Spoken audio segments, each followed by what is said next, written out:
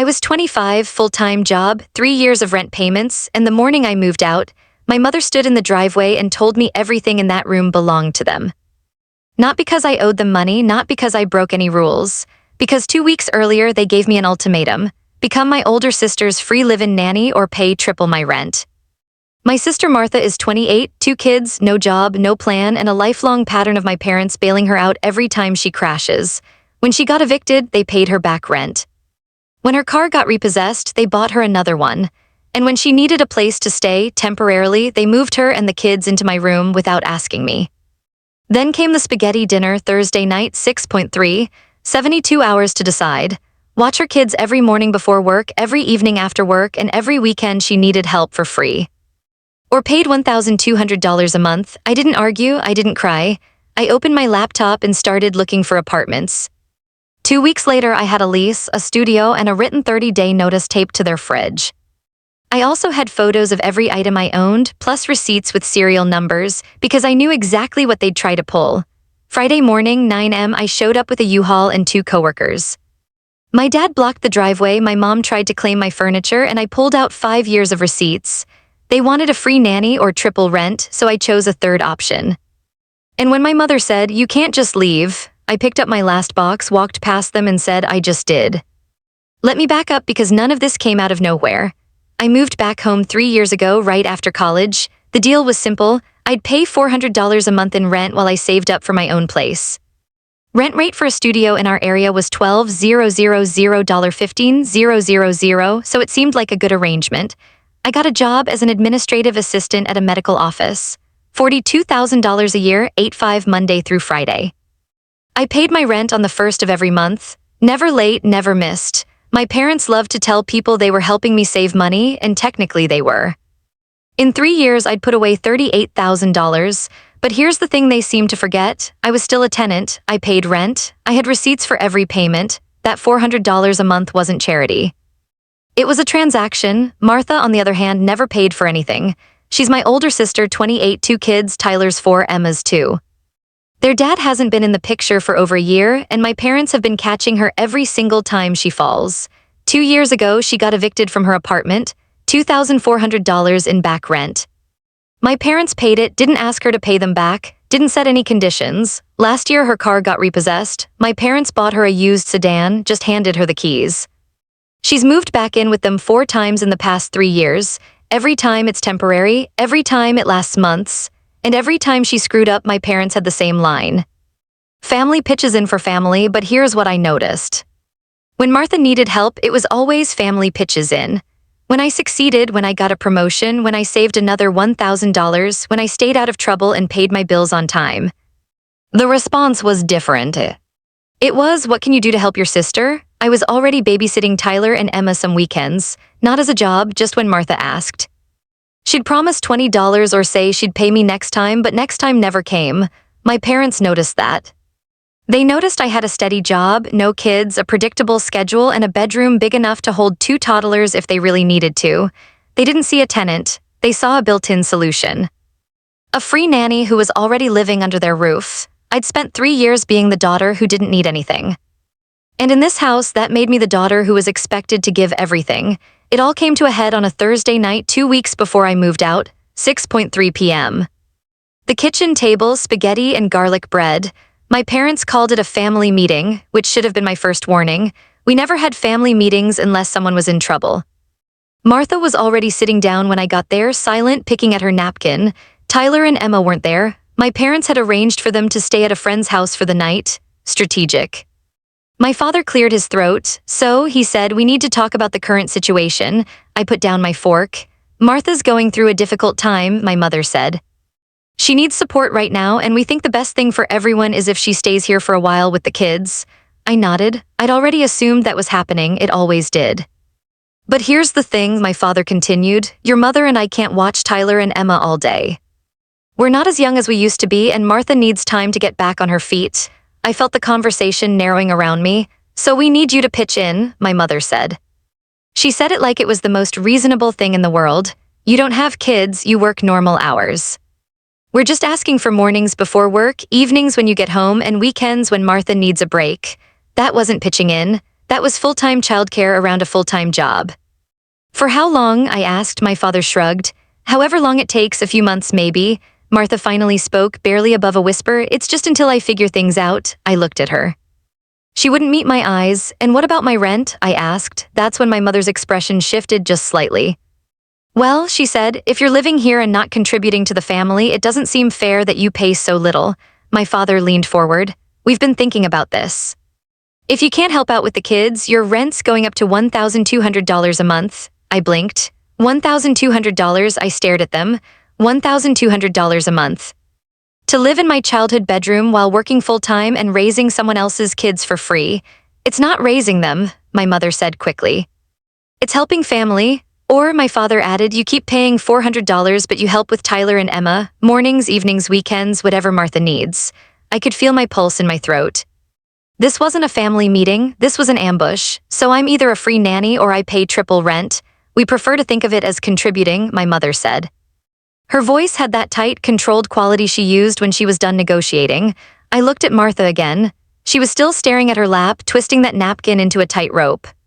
She wouldn't defend me, she never did. She'd sit there silent while our parents built her entire life on my back, and then she'd thank them later while I was the one left standing in the rubble. I need to think about it, I said. We need an answer by Sunday, my father said. That's 72 hours, plenty of time. I stood up, left my plate on the table. Walked upstairs to my room and locked the door. Then I opened my laptop. I didn't cry, I didn't call a friend to vent, I didn't sit there feeling sorry for myself. I got methodical. First, I checked my bank account. $38,000 saved. More than enough for first month, last month, security deposit, and furniture if I needed it. I'd been planning to save another year, maybe get to $50,000 before moving out, but plans change. Second, I opened Craigslist, Zillow, and Apartments.com, filtered by price, location, availability. I had 72 hours to decide, but I didn't need 72 hours. I needed 48 to find a place and 24 to pack. By midnight, I'd saved 12 listings. Studios mostly, one-bedrooms in older buildings. Nothing fancy, but clean, safe, within 20 minutes of my job. All of them between $900 and $1,100 a month. By 1 a.m., I'd sent inquiry emails to 6 landlords. By Friday morning, I had 3 responses and 2 showing appointments scheduled for Saturday. I went to work that day like nothing had happened. Answered phones, filed paperwork, smiled at patients. My boss, Karen, noticed I was quieter than usual and asked if I was okay. I told her I was apartment hunting. She raised an eyebrow but didn't push. Karen's good like that. At lunch, I sat in my car and called the first landlord back. A studio in a complex near the highway. $950 a month, available immediately. Tenant just moved out last week. I scheduled a showing for 10 a.m. Saturday. When I got home that evening, Martha's car was in the driveway. I could hear Tyler's voice from the living room, high-pitched and excited, talking about dinosaurs. My mother was in the kitchen making dinner. She didn't look at me when I walked in. We're eating at 6:30, she said. Be down by then. I went upstairs, locked my door again, pulled out my phone and started taking pictures, every item in my room. My bed frame, my dresser, my desk, my bookshelf, my TV, my desk chair, my nightstand, my lamp, my rug. Then I opened my filing cabinet and pulled out receipts. I've always been careful about keeping records. My parents used to tease me about it, called me paranoid, but I learned early that paper trails matter. I had the receipt for my bed frame. IKEA, purchased August 2019, $320. My desk, Wayfair, June 2020, $280. My TV, Best Buy, Black Friday 2021, $340. I photographed every receipt, uploaded them to Google Drive, and emailed a backup copy to myself. By the time my mother called me down for dinner, I had 87 photos and 23 receipts cataloged. Everything I owned documented. Dinner was tense. My father asked how my day was. I said fine. My mother asked if I'd thought about their offer. I said I was still thinking. Martha said nothing. Tyler asked me if I wanted to see his drawing of a T-Rex. I told him it was great. After dinner, I went back upstairs. I had another email waiting. A landlord with a one-bedroom, $1,050 a month, first floor, washer in unit, small patio. Available March 1st. That was 2 weeks away. I replied immediately. Asked if I could see it Saturday afternoon. She wrote back within 20 minutes. 2 p.m. work for you? I confirmed. Saturday morning, I told my parents I was going out, didn't say where. My mother asked if I'd made a decision yet. I said not yet. I had until Sunday. She didn't look happy, but she didn't stop me. The first apartment was fine, clean, small, decent lighting. The landlord was an older guy, maybe 60, who'd owned the building for 15 years. He walked me through the space, showed me the kitchen, the bathroom, the closet. It was smaller than my current room, but it was mine. No parents, no sister, no kids I didn't sign up for. When can you move in? He asked. Immediately, I said. He nodded. I'll need first month, last month, and a security deposit, background check, proof of income, references. I can do that, I said. Good, let me know by Monday. I thanked him and left. The second showing was at 2 p.m. I grabbed lunch at a drive-thru and sat in the parking lot eating a burger, thinking about how much my life was about to change. It felt surreal. 3 days ago, I'd been living in the same house I grew up in, paying rent to my parents, saving money, thinking I had time. Now I was 90 minutes away from signing a lease and blowing up my entire family. The second apartment was better, bigger, quieter, better neighborhood. The landlord, a woman in her 40s named Claire, was warm and professional. She showed me the space, explained the lease terms, told me about the other tenants. A couple in their 30s upstairs, a retired teacher next door, quiet building, no drama. Why are you moving? She asked. I could have lied. I could have said I wanted more independence, or my commute was too long, or I just needed a change, but I was tired of covering for my family. I'm currently living with my parents, I said. They want me to be a free nanny for my sister's kids or pay triple my rent. I'm choosing option 3. Claire's expression didn't change, but something in her eyes softened. Good for you, she said. When can you move in? 2 weeks, March 1st. Perfect, I'll send over the application tonight. If everything checks out, we can sign the lease by Wednesday. I left that apartment knowing it was mine. Sunday morning, I woke up early. My parents were at church. Martha and the kids were still asleep. I made coffee, sat at the kitchen table, and typed out my 30-day notice. 2 parents' names from my name date. February 16, 2025, Ray, 30-day notice to vacate *. This letter serves as my official 30-day notice that I will be vacating the premises on March 16, 2025. My final rent payment of $400 will be submitted on March 1st, covering the period of March 1/16. Per our original agreement, I have fulfilled all rental obligations. I will remove all personal belongings and leave the room in the same condition as when I moved in. Thank you for the housing arrangement over the past 3 years. I printed 2 copies. Signed both, dated both, kept one for my records and taped the other to the refrigerator with a magnet. Then I went back upstairs, opened my email, and submitted my application to Claire. My parents got home around 11:30 a.m. I heard the garage door open, heard their voices in the kitchen, heard my mother's sharp intake of breath when she saw the paper on the fridge. Footsteps on the stairs, fast, angry. My door was locked. My mother knocked hard. Open this door. It's open, I called back. She tried the handle. It didn't turn. Open it now. I stood up, unlocked it, stepped back. She pushed the door open. My father was right behind her. Both of them looked like I'd just set their house on fire. What is this? My mother demanded, holding up the notice. My 30-day notice to vacate, I said. I'm moving out March 16th. You can't just. I can, I interrupted. I'm a tenant. I've paid rent for 3 years. I'm giving you 30 days notice, which is more than legally required in this state. My father's jaw tightened. You're doing this because we asked you to help your sister. You didn't ask me to help, I said. You gave me an ultimatum, free labor or triple rent. So I'm choosing option 3. This is ridiculous, my mother snapped. You're being selfish. I almost laughed. I'm selfish. I've paid rent for 3 years while Martha's lived here for free 4 separate times. I've babysat her kids for free on weekends. I've stayed out of your way, kept my space clean, never caused problems, and the one time I don't jump to fix her mess, I'm selfish. She's your sister, my father said. And I'm your daughter, I shot back, but apparently that only matters when you need something from me. My mother's face flushed red. Everything in this room belongs to us. I'd been waiting for that. No, I said, it doesn't. I walked over to my desk, opened my laptop, pulled up my Google Drive folder. This is my bed frame, I said, turning the screen toward them. Purchased August 2019, IKEA, $320, receipt here, this is my desk.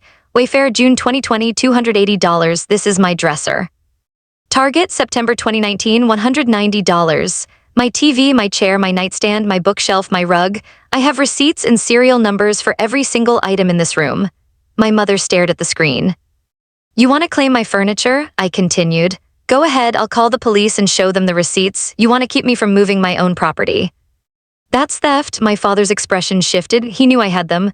You've thought this through, he said quietly. I have, I said. I've been paying rent for 3 years, I'm a tenant. I've documented everything. I'm leaving on March 16th and I'm taking everything I own with me. There was a long silence, then my mother turned and walked out. My father lingered for a moment, looking at me like he didn't recognize me. "You're making a mistake," he finally said. "Maybe," I said, "but it's mine to make." He left. I locked the door behind him and sat down on my bed, heart pounding. I just burned the bridge. There was no going back now. Monday morning, Claire called. My application was approved. Lease ready to sign Wednesday at 4 p.m. I took a half day off work. Wednesday afternoon, I sat in Claire's office and signed a 1-year lease. First month, last month, security deposit, $3,150 total. I handed over a check. She handed me 2 keys. "Welcome home," she said. I drove back to my parents' house with the keys in my pocket, feeling like I'd just won something I didn't know I was fighting for. That night, I started packing. Boxes from U-Haul, tape, markers. I worked quietly, methodically. Clothes first, books, kitchen items I'd bought for myself. My parents didn't come upstairs. Over the next 2 weeks, I packed everything I owned. My coworkers, Jenny and Marcus, agreed to help me move. I rented a U-Haul for Friday, March 14th, took the day off work. My lease didn't start until the 16th, but Claire said I could move in early if I needed to. I needed to. Thursday night, March 13th, I packed the last box. Labeled it miscellaneous, stacked it with the others. My room looked empty, just furniture left which I'd move in the morning. I didn't sleep much that night. Friday morning, 7 a.m., I heard the U-Haul pull up outside. Jenny and Marcus were early. I told my parents I was moving out today. They didn't acknowledge it. My mother made breakfast like it was any other morning. My father read the paper. Martha wasn't awake yet. I went upstairs, opened my door, and started carrying boxes down. My father looked up from his coffee when I walked past with the first one. "You're really doing this," he said. "I told you I was," I said. I made 3 trips before he stood up and moved to the front door, blocking it. "We need to talk about this," he said. "We did," I said. "2 weeks ago, I gave you my notice. Today's moving day. Your mother and I think you're making a mistake. You've said that. You don't have to leave like this." I set the box down. "Dad, you gave me 2 choices. Be a free nanny or pay triple rent. I picked a third option. That's not rebellion, that's self-preservation. Your sister needs help. Then help her," I said. "But don't voluntold me into raising her kids." He didn't move. Behind him, I saw Jenny and Marcus standing by the U-Haul watching. "Dad," I said quietly, "you can either move, or I can call the police and explain that you're preventing a tenant from removing her legal property after giving proper notice. Your choice." He stared at me for a long moment, then he stepped aside. I picked up the box and walked out. Jenny met me at the truck. "You good?" "Yeah," I said. "Let's move fast." We worked quickly, boxes first, then furniture. My father stayed in the kitchen. My mother came outside once, stood in the driveway with her arms crossed, watching. She didn't say anything. Martha finally appeared around 9:30 a.m., standing in the doorway with Emma on her hip, looking confused. "You're leaving?" she asked. "Yeah," I said, carrying my desk chair past her. "Why?" I stopped, set the chair down, looked at her directly. "Because Mom and Dad decided I should raise your kids for free and I said no." Her face went pale. I know you didn't ask for this," I said. "But you didn't stop it either." I picked up the chair and kept walking. By 11 a.m., my room was empty. Chinese letter, frame, desk, dresser, all of it loaded into the U-Haul. I did a final walkthrough, checked the closet, checked under the bed, nothing left. I stood in the doorway for a moment, looking at the space I'd lived in for 3 years. It felt smaller now. Like it had been holding me in place. I closed the door and went downstairs. My parents were both in the kitchen. My mother was washing dishes. My father was reading the paper again, or pretending to. "I'm leaving," I said. My mother didn't turn around. My father looked up. "You have everything? Everything that's mine," I said. He nodded. That was it. I walked out the front door. Jenny and Marcus were already in the truck. I climbed into the passenger seat. "You okay?" Jenny asked. "Yeah," I said. "Let's go." She put the truck in reverse. My mother appeared in the doorway as we pulled out. She called out something I couldn't hear. I didn't roll down the window. Jenny drove, and I watched my parents' house disappear in the side mirror, getting smaller and smaller until we turned the corner and it was gone. The new apartment felt impossibly quiet. We unloaded the truck in under 2 hours. Jenny and Marcus helped me carry everything up, set up the bed frame, arrange the furniture. By 2 p.m., the U-Haul was returned and they were standing in my living room, looking at the half-unpacked boxes stacked against the walls. "You need us to stay?" Marcus asked. "No," I said. "I'm good." "Thank you for helping." Jenny pulled me into a hug. "You did the right thing," she said quietly. I nodded against her shoulder, not trusting my voice. They left and I was alone. I spent the rest of Friday unpacking. Clothes in the closet, dishes in the kitchen, books on the shelf. I worked until my hands were sore and my back ached, and when I finally stopped around 10 p.m., the apartment looked like someone actually lived there. I ordered pizza, sat on my couch in my apartment that I was paying for with my own money, and ate in silence. My phone had been buzzing all day, text messages mostly from my mother. Mom, you forgot your winter coat, Mom. There are dishes in the cabinet that belong to us, Mom. Your father wants to know if you took the screwdriver set from the garage. I didn't respond. Around 11 p.m., Martha called. I let it go to voicemail. She called again. I turned off my phone. Saturday morning, I woke up in my new bed in my new apartment with sunlight coming through my own windows. And for the first time in 3 years, I didn't hear Tyler's voice through the wall or my mother's footsteps in the hallway. It felt like I could finally breathe. I made coffee, sat on my patio, small, just big enough for a chair and a plant, and watched the neighborhood wake up. A couple jogging past, a dog walker. Normal Saturday morning things. My phone had 14 messages when I turned it back on. Martha, can we talk? Martha, I didn't know they were going to do that. Martha, please call me back. Mom, you're being childish. Mom, your sister is very upset. Mom. We need to discuss your belongings. Dad, call your mother. Asterisk. I deleted all of them except Martha's. Then I opened a new message and typed, Me, I'm not mad at you, but I'm not raising your kids. Mom and Dad can help you or you can figure it out, but it's not my job. I need space right now. I hit send before I could second guess it. 3 dots appeared immediately, then disappeared, then appeared again. Martha, I understand that was it. No apology. No pushback, just I understand. I put my phone down and went back inside. The first week was strange. I'd wake up expecting to hear noise, chaos, Tyler running down the hallway, or my mother calling me for breakfast. Instead, there was just silence. My silence. I could drink coffee in my pajamas until noon if I wanted. I could leave dishes in the sink overnight. I could watch TV at 2 a.m. without anyone knocking on my door telling me to keep it down. It was disorienting and perfect at the same time. Work felt different too. Karen noticed right away. You moved out, she said Monday morning, not a question. Yes, how do you feel? I thought about it. Lighter, she smiled. Good, you need anything, let me know. I didn't need anything. For the first time in years, I had exactly what I needed. My parents didn't call that first week. Neither did Martha. It was like I'd vanished. Then the following Sunday, my phone rang, my father's number. I almost didn't answer, but I did. Hello, it's your dad. I know, there was a pause. Your mother wants you to come to dinner next Sunday. Family dinner. I felt the old pull, the instinct to just say yes, to smooth things over, to make it easier for everyone. I don't think that's a good idea right now, I said. It's been 2 weeks. I know, your mother misses you. I closed my eyes. Dad, you gave me an ultimatum. I didn't choose this. You did. We were trying to help your sister. By using me, I said, you didn't ask me if I was willing. You told me what you needed from me, and when I said no, you tried to punish me for it. We didn't. You tripled my rent, I interrupted. You tried to claim my furniture. You stood in the doorway and blocked me from leaving. That's not helping, Martha. That's controlling me. He was quiet for a long time. Your mother's hurt, he finally said. So am I said. But I'm the one who left, which means I get to decide when I'm ready to come back. And when will that be? I don't know yet, he sighed. All right, tell Mom I'm fine, I said. Tell Martha I hope she figures things out, but I'm not coming to dinner. Understood, he hung up. I sat there for a while, staring at my phone, waiting to feel guilty. I didn't. March turned into April. I paid my first rent check to Claire, $1,050 on time. I bought a plant for my patio. I started sleeping better. I joined a gym. Small things, normal things, things that felt like building a life instead of just surviving one. Jenny and I started getting lunch every week. She'd been working at the medical office for 6 years and we'd always been friendly, but now we were actually friends. She knew the whole story. I'd told her everything one afternoon over Thai food, and she'd listened without interrupting, and when I finished, she'd just said, Your family's fucked up. It was the most validating thing anyone had ever said to me. Do you miss them? She asked one day in late April. Sometimes, I said. I miss the idea of them. I miss having parents who were proud of me, but I don't miss walking on eggshells.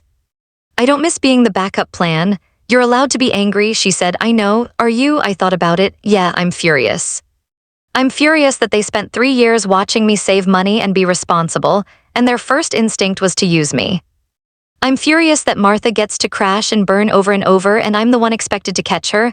I'm furious that they made me feel guilty for having boundaries. Jenny nodded. Good, stay angry. It'll keep you from going back before you're ready. She was right. In May, my mother texted me, Mom, Martha's moving out next week. She found an apartment. I didn't respond immediately. I waited, thinking about what I wanted to say. Me, that's good. I hope it works out for her. Mom, she could have used your help. There it was, the guilt trip. The insinuation that I'd abandoned my sister when she needed me. Me, she could have asked me, you could have asked me, instead you gave me an ultimatum. There's a difference. Mom, we were doing what we thought was best for the family. Me, you were doing what was easiest for you. There's a difference there too. She didn't respond. 2 days later, Martha texted me, Martha, I got a job, part-time, but it's something daycare for the kids. Me, that's great. I'm proud of you, Martha. I'm sorry about what happened. I stared at those words for a long time. Me, thank you, Martha. Do you think we can get coffee sometime? I hesitated. Part of me wanted to say no, to keep the distance, to protect the peace I'd built. But another part of me, the part that remembered growing up together, that remembered her teaching me how to braid hair and letting me sleep in her room during thunderstorms, wanted to try. Me, maybe, let me think about it. Martha, okay, I didn't make any promises, I wasn't ready yet. June came, 3 months since I'd moved out. I got a promotion at work, a raise, $48,000 a year now. Karen called me into her office and told me I'd been the most reliable assistant she'd ever had, and she wanted to move me into a coordinator role. I called Jenny first, then I called my parents. My mother answered, Hi, Mom. Hi, her voice was careful, like she didn't know which version of me she was getting. I got promoted, I said. I wanted you to know. There was a pause.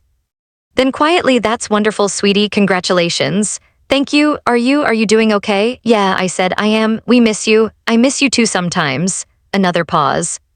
Do you think you'd want to come to dinner? No pressure, just, we'd like to see you. I took a breath, not yet, but maybe soon. Okay, she said. That's okay. We talked for a few more minutes. Small talk, safe topics, the weather, her garden, my apartment. It wasn't comfortable, but it wasn't hostile either.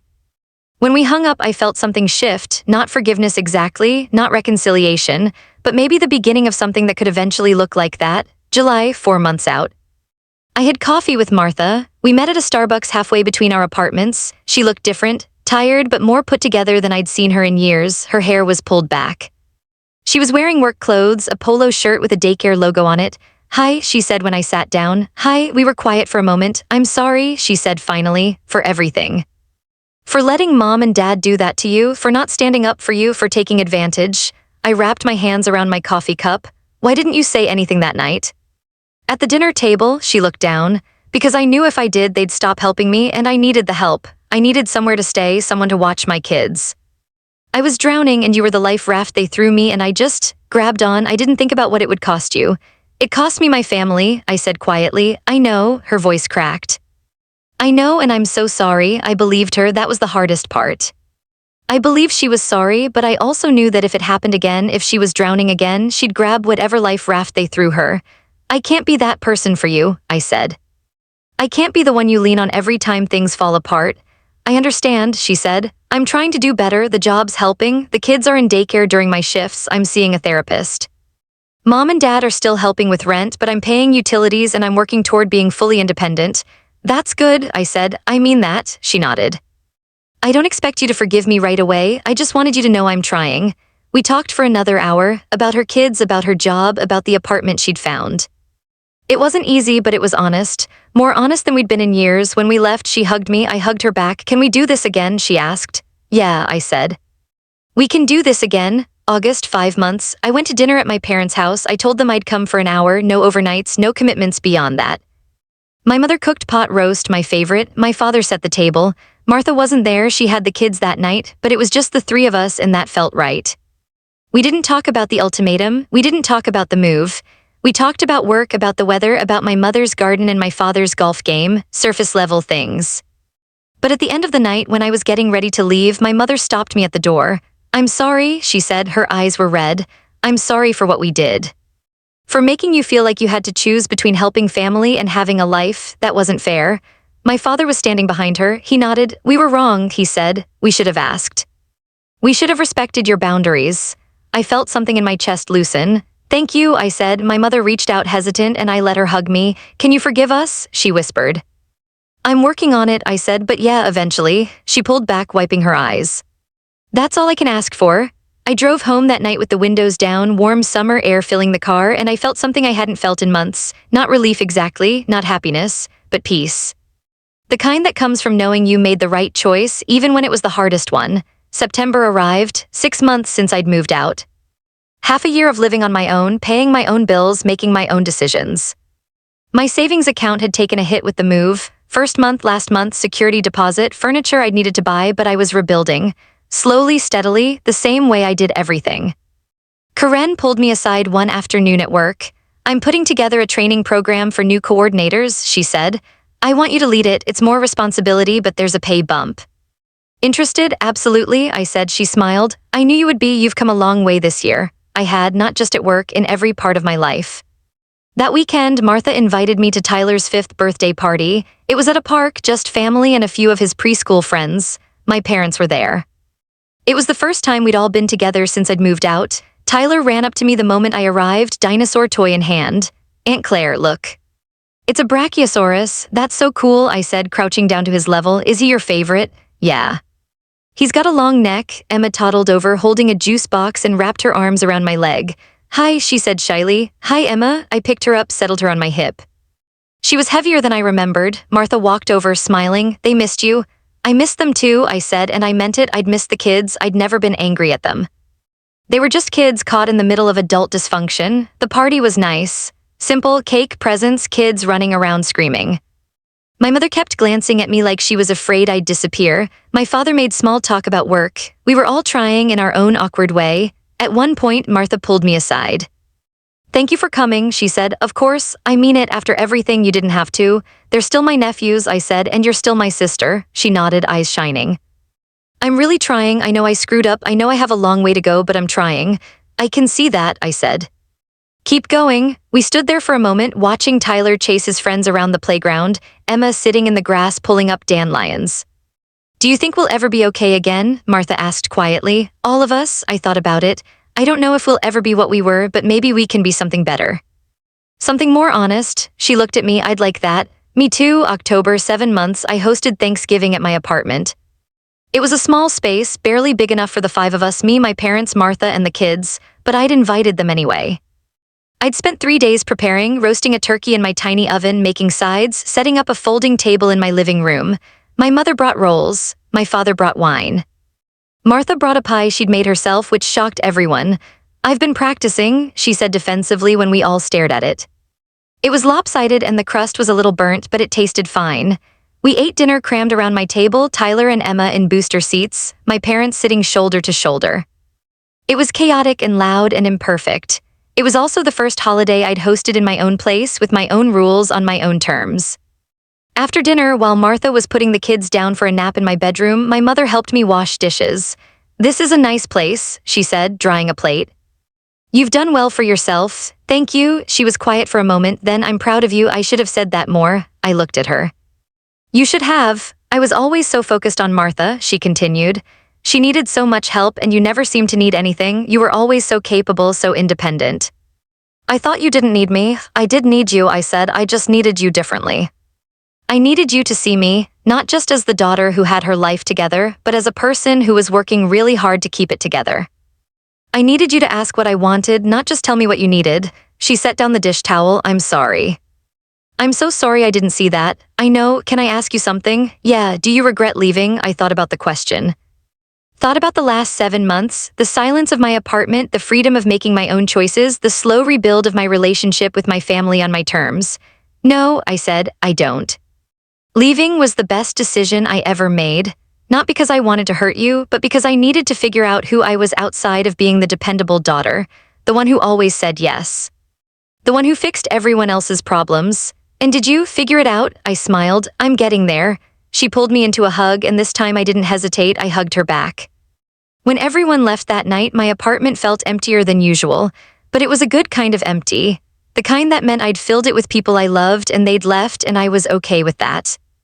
I sat on my couch with a glass of wine, looking at the mess of dishes still in the sink, the crumbs on the floor, the folding table still set up in the middle of my living room. My phone buzzed. Martha, thank you for today. The kids had fun. So did I. Me too. Dad, your mother and I enjoyed dinner. Thank you for hosting. Me anytime. I put my phone down and closed my eyes. This was what healing looked like. Not dramatic, not cinematic, just slow, steady progress. Messy, imperfect, but moving forward. December came, 8 months since I'd moved out. I got my year-end bonus at work, $2,000, and I put every cent of it into savings. My account was back up to $32,000, not where I'd been before the move, but getting there. I bought a Christmas tree for my apartment, a small one 4 feet tall, pre-lit. I decorated it with ornaments I'd bought at Target, played Christmas music while I worked, drank hot chocolate on my couch. Jenny came over one night to help me finish decorating. We strung lights on my patio, hung a wreath on my door, made the place feel festive. "You look happy," she said, stepping back to admire our work. "I am happy," I said, and I meant it. "Your family doing okay?" "Yeah, we're figuring it out. It's not perfect, but it's better." "Good." She clinked her wine glass against mine. "To boundaries." "To boundaries," I echoed. Christmas Day, I went to my parents' house. Martha was there with the kids. We exchanged gifts, ate too much food, watched Tyler tear through wrapping paper while Emma tried to eat a bow. My parents gave me a framed photo of the 5 of us from Thanksgiving. In the picture, we were all crammed around my tiny table, smiling, messy, real. "I love it," I said. "Thank you," my mother squeezed my hand. I gave them a photo album I'd made filled with pictures from the past year. My new apartment, my promotion celebration, coffee with Martha. Dinner at their house, Tyler's birthday party, all the moments we'd rebuilt piece by piece. My father flipped through it slowly, pausing on each page. "This is really something," he said quietly. Martha gave me a bracelet she'd made, beaded, a little crooked but handmade. "I'm taking a jewelry class," she explained. "It's not much, but it's perfect," I said, putting it on. When I left that night, I didn't feel the same tightness in my chest I used to feel leaving their house. I felt light, free. Like I'd finally figured out how to be part of my family without losing myself in the process.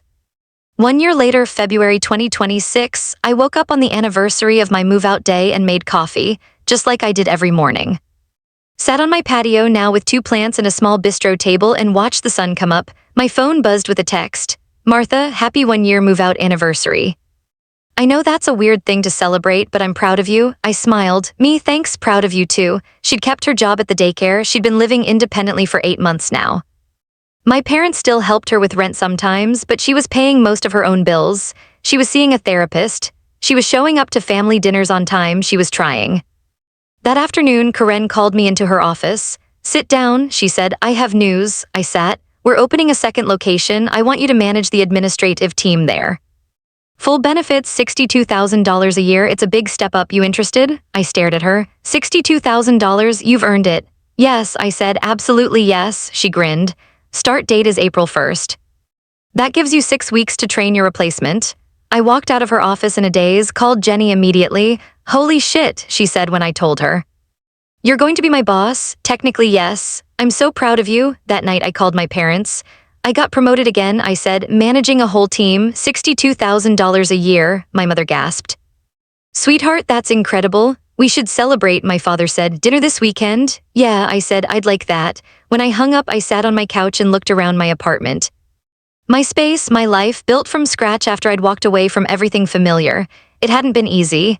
There were nights I'd cried myself to sleep, wondering if I'd made the right choice. Days I'd felt guilty for choosing myself over my family's expectations. Moments I'd wanted to call my mother and apologize just to make the tension go away, but I hadn't. I'd held my ground. I'd set boundaries. I'd rebuilt my relationships on my terms, slowly, carefully, honestly. And now, a year later, I was managing a team, making $62,000 a year, living in my own apartment, with a family that finally understood I wasn't a backup plan or a built-in solution. I was a person. With my own dreams, my own limits, my own life. I pulled out my laptop and opened a document, started typing. Things I learned this year, **1, boundaries aren't selfish. They're self-preservation, *2. Family can love you and still treat you unfairly. Both things can be true, *3. Leaving doesn't mean you don't care. Sometimes it means you care enough about yourself to stop accepting less than you deserve, *4. You can rebuild relationships, but only if both people are willing to do the work, *5. Independence is terrifying and lonely and the best thing I've ever done for myself. I saved the document, closed my laptop, my phone buzzed again. "Jenny, drinks tomorrow to celebrate?" "Me? Absolutely." I put my phone down and looked out my window at the neighborhood I'd called home for a year. It wasn't perfect. The neighbors upstairs were loud sometimes. The water pressure was terrible. The heater made weird noises in the winter, but it was mine, and that made all the difference.